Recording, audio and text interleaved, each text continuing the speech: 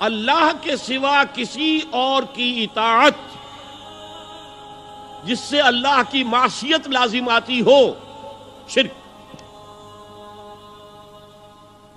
لا طاعت لمخلوق فی معصیت الخالق، مخلوق میں سے کسی کی اطاعت نہیں ہوگی یہ اس معاملے میں جس میں خالق کی معصیت لازم آ رہی۔ ہاں، خالق کے احکام کے اندر اندر والدین کا حکم بھی مانو، اطاعت کرو، اساتذہ کا حکم مانو، کسی اور کو اپنا لیڈر مانا ہے اس کا حکم مانو، لیکن ناٹ بیونڈ وہ جو سرکل ہے کتاب و سنت کا، اس سے باہر نہیں۔ لا طاعت لمخلوق فی معصیت الخالق، یہ آپ الجبرے کے فارمولے کے طور پر اپنے سامنے رکھیے۔ اب اسے اپلائی کیجئے، جیسے فارمولوں کے ذریعے سے پھر بڑے بڑے وہ سم جو ہے وہ حل کیے جاتے تھے سوالات۔ صبح کا وقت ہے، آنکھ بھی کھلی ہے، کوئی اذان کی آواز بھی کان میں آئی ہے، آپ کا نفس کہتا ہے ابھی سو جی۔ آپ نے اپنی چادر یا کمبل کو درست کیا اور کروٹ لی اور سو گئے۔ یہ کیا ہے؟ آپ نے کس کا حکم پیچھے پھینکا اور کس کا حکم مانا؟ اللہ کے حکم کو پیچھے پھینک دیا، نفس کے حکم کو آگے رکھا۔ یہ شرک، اس شرک کو جاننے والے بہت کم ہیں۔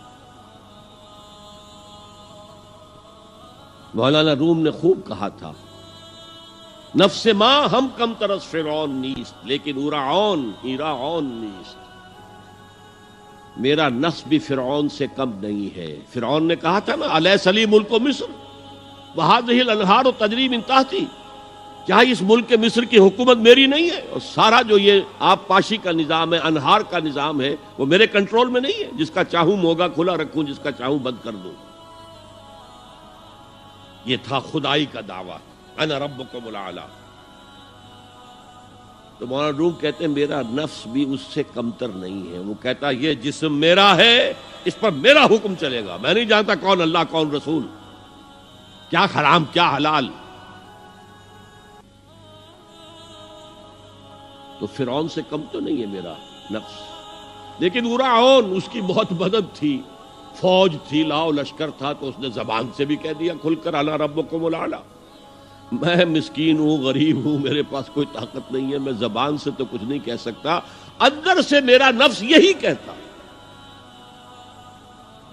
یہ نفس کی حکومت قرآن کہتا ہے، میں حیران ہوتا ہوں، دو جگہ یہ مضمون آیا ہے، ارأیت من اتخذ الہہ ہواہ افانت تکون علیہ وکیلا۔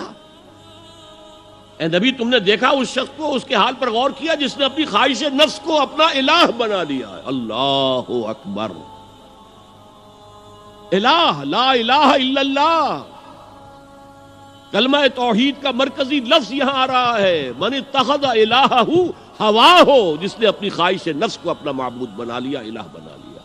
افانت تکون علیہ وکیلا، کیا آپ ایسے شخص کی کوئی ذمہ داری لے سکتے ہیں؟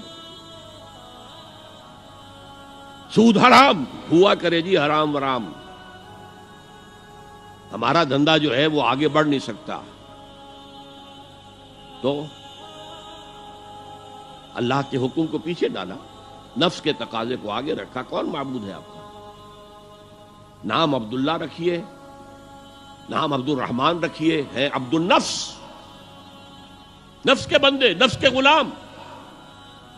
یہ میں نے یوں سمجھیے کہ جیسے میں نے ہجرت اور جہاد کی ڈیفینیشنز کی تھی۔ ہجرت کا بیس کیا ہے؟ پوچھا گیا ایو الہجرت افضل یا رسول اللہ، اے اللہ کے رسول بتائیے سب سے اعلیٰ ہجرت کون سی ہے، افضل؟ فرمایا ان تہجر ما کرہ ربک، ہر اس چیز کو چھوڑ دو جو تمہارے رب کو پسند نہیں۔ آج رات ہی سے آپ ہجرت شروع کر سکتے ہیں۔ جائزہ لیجئے کیا کیا چیزیں میری زندگی میں خلاف شریعت ہے، تو اللہ کو ناپسند ہے، فیصلہ کیجئے کہ آج کے بعد نہیں ہوگی۔ ہجرت شروع ہو گئی، افضل الہجرہ، سب سے افضل ہجرت شروع ہو گئی۔ لیکن ٹاپ پر لے جائیے تو یہ ہجرت جب اللہ کے دین کو قائم کرنے کی جدوجہد اس مرحلے پر آ جائے کہ اب باطل کے ساتھ ٹکراؤ ہے، اور اب چاہیے کہ ساری قوت ایک مرکز پر جمع ہو جائے. ہجرت فرض کر دی گئی. وہ ہجرت گھر بار چھوڑ کر، اہل و عیال کو چھوڑ کر، اور مکے کے بھیڑیوں کے رحم و کرم پر چھوڑ کر اپنے گھر والوں کو جو لوگ ہجرت کر کے آئے. حکم تھا. ہجرت مدینہ فرض تھی، ہجرت حبشہ فرض نہیں تھی. صرف اجازت تھی کہ جن سے سختیاں نہیں جھیلی جا رہی مزید وہ چلے جائیں. تو ہجرت کا یہ ابتدائی نقطہ، انتہا یہ. جہاد، المجاہد من جاہد نفسہ، جہاد تو یہاں سے شروع ہو گیا، اپنے نفس کے خلاف جہاد کرنا. صبح نفس نے کہا ابھی سو جاؤ، آپ نے نفس کی بات کو رد کیا، اپنا کمبل اٹھا کے پھینکا، اٹھے، وضو کیا، نماز کے لیے آپ مسجد چل دیے. آپ نے جہاد کیا نفس کے خلاف. یہ افضل الجہاد ہے. اور سب سے چوٹی اوپر یہ ہے کہ جب وہ حق و باطل کی جنگ ہو تو جان ہتھیلی پر رکھ کر میدان میں حاضر ہو جاؤ. جی دوستو، جیسا کہ آپ نے یہ ویڈیو دیکھی، امید ہے آپ کو پسند بھی آئی ہوگی. ڈاکٹر صاحب نے بہت ہی خوبصورت انداز میں بیان کیا ہے. جس نے اللہ کے حکم کو پیچھے رکھ دیا اور نفس کے حکم کو آگے رکھ دیا، یہ شرک ہے.